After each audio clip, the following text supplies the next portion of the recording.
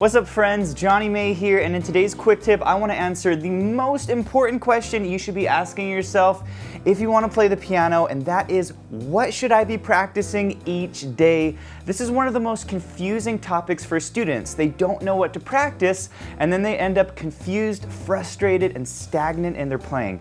So in today's lesson, I'm going to show you the 5 things you should be practicing every single day to become a well-rounded musician and take your playing to the next level. So let's go ahead and dive in. Alright, the first thing you should be practicing at the piano is your piano technique. And there are a lot of different piano technique exercises. You could play your scales, you could do hand-in, you could play your chord inversions, and these are all very good exercises, but I think there is a much better exercise if you want to be able to play different styles of music, like jazz, pop, blues, or funk, whatever you want to play. And that's what I call the diatonic 7th chord exercise. I'm going to show you 2 ways of playing this exercise, and they're great for not only learning technique, but also chords. So here's basically what you're going to do. You're going to take the C major scale, skip every other note, so you have these 7th chords, and play them up the scale first. These are called your diatonic 7th chords. They're basically all the 7th chords that come from the scale. And these are really important chords to know because they're used in almost all piano music and all styles like jazz, blues, and pop. So that's step number 1, is just make sure you can play these chords. But if you want to develop your technique around these chords, then you need to learn these 2 exercises. The first is a swing 8th note exercise, and I play it like this.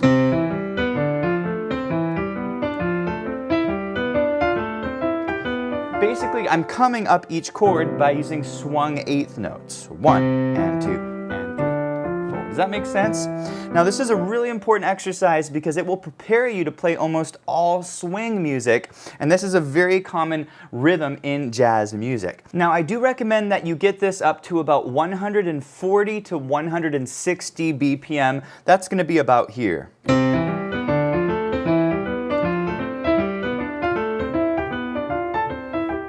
You can also play this down the piano if you start up high on the C chord.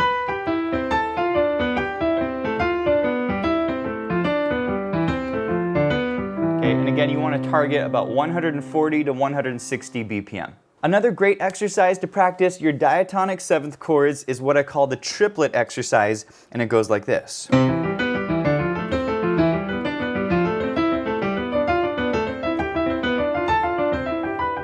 Basically, I'm taking each chord and I'm dividing the beat into 3 notes. 1, 2, 3, 4. Okay? So you want to do this up the piano. You can also play it down the piano if you're starting up on the C chord.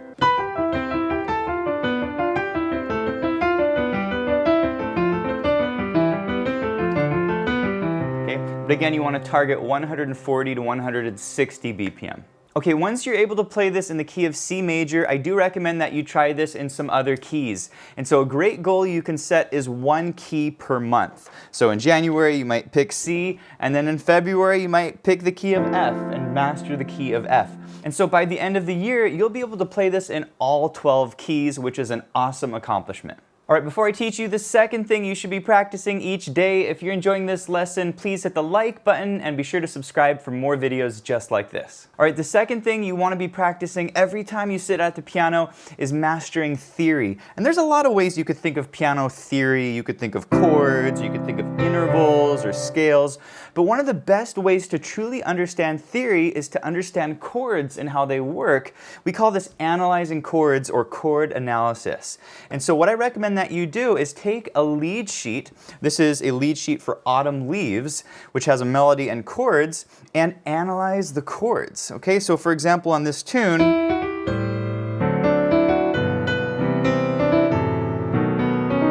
so there's a lot of really cool chords in this tune, but why do we use these chords and how do we make sense of them?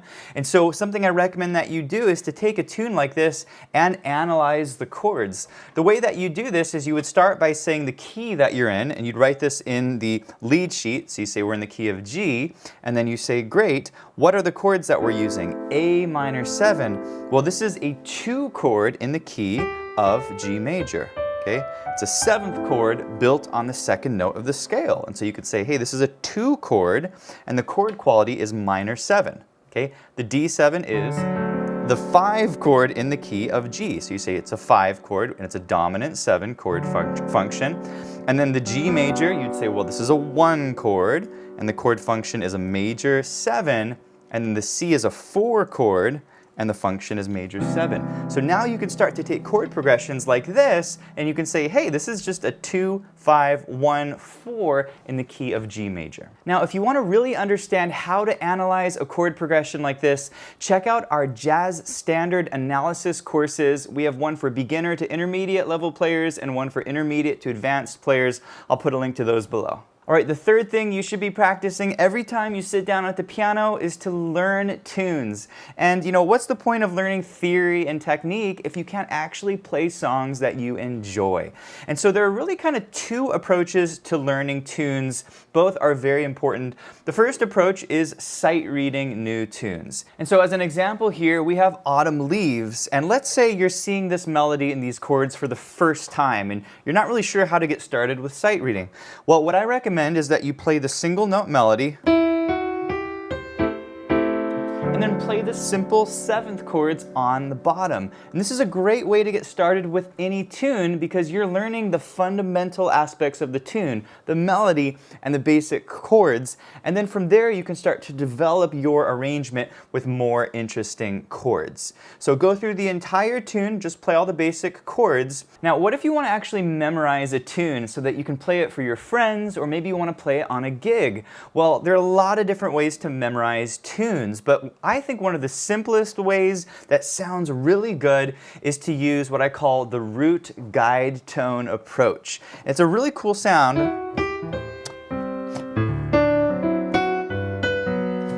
In the left hand, where you're grooving on the chords, but you're using some very simple chords called guide tones. So here's the basic idea.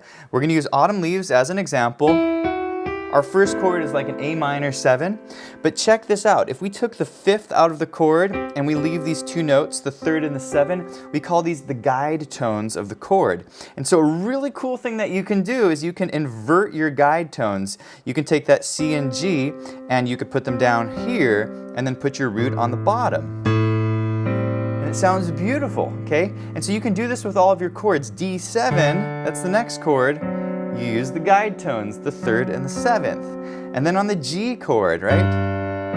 These are the guide tones. They come from the simple 7th chord. And so this is a great system to get started memorizing tunes without having to learn a ton of notes. Now, if you want to learn more about guide tones, you can in our guide tones course. You'll learn lots of exercises and how to apply them to tunes. So I'll put a link to that course below. All right, the fourth thing you really want to practice every time you sit down at the piano is your piano improv. And when you improvise at the piano, you're basically making it up.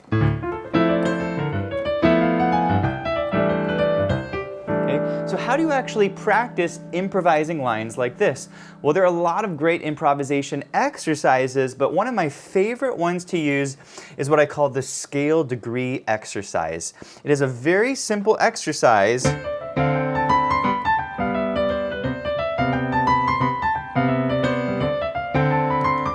where we practice playing the scale on each scale degree. Okay, so I want to briefly explain this to you. So starting with the chord progression, this is the most common chord progression in jazz called the 2-5-1.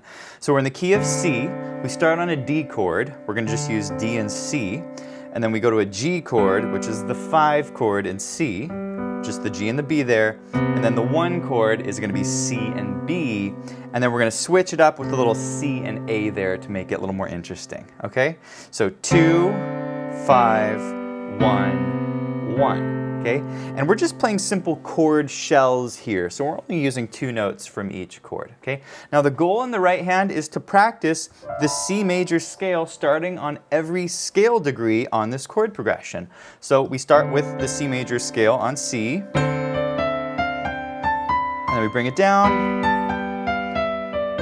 we'll cross over there, and then C, and then we bring it down. Now we're going to do a little hold on C, and then we're going to play the exact same thing, but we're going to start on the D in the right hand. And then back to the D. And then we do the same thing on E. Does that make sense? And what this will help you accomplish is to be able to improvise starting on any note from the C major scale.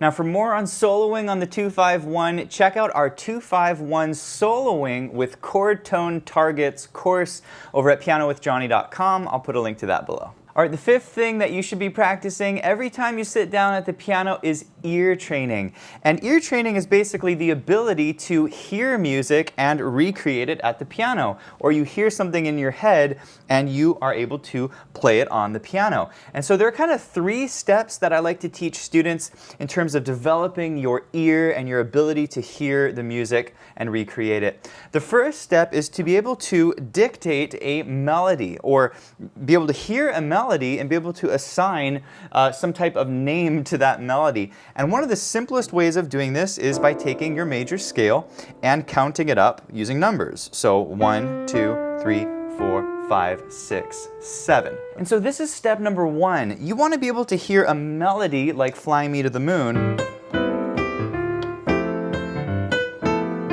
And you want to be able to recreate that melody using numbers. So we're starting on the first note of the C major scale.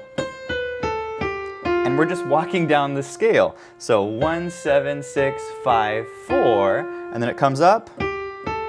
So that's 5, 6, 1. Okay, so every melody that you hear on the radio or whatever music you're listening to, try to think of, okay, we're in the key of, C major here. We're starting on the first note of the scale, that's a 1. And start assigning numbers to each of those notes. Step 2 is what I call outer chord dictation. And we're going to use Fly Me to the Moon as our example. So on Fly Me to the Moon,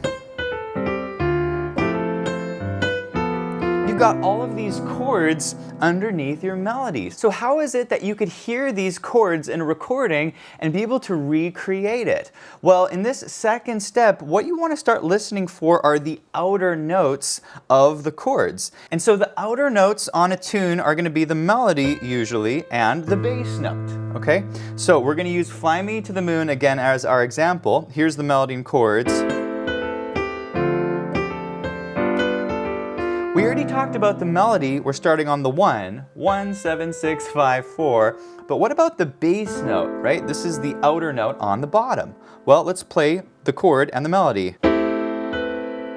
What note are you hearing in this chord?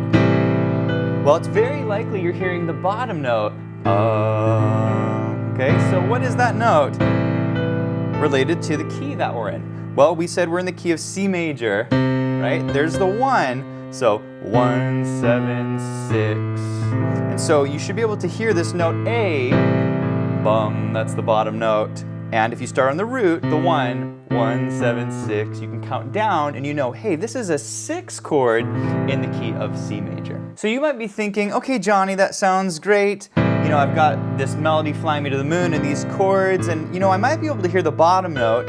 But what about all of the other notes from the chord? And so one approach is to try singing the notes from each chord. Right? Can you sing the notes from this chord? Dun, dun, dun, dun. And this is great for a lot of musicians, but it can be really tricky for some to just hear a chord and sing it back. And so another really great approach, something I recommend, is to practice listening to the 9 different types of chords that are used in about 99% of pop, jazz, blues, funk, rock, almost all styles at the piano. And so if you know the sound of these chords, then when you get to your first chord on Fly Me to the Moon, you know it's a 6 chord, well, you'll know the sound of what we call the chord quality. Okay, so what are these 9 chords? Well, the first chord is a chord almost everyone knows the sound of.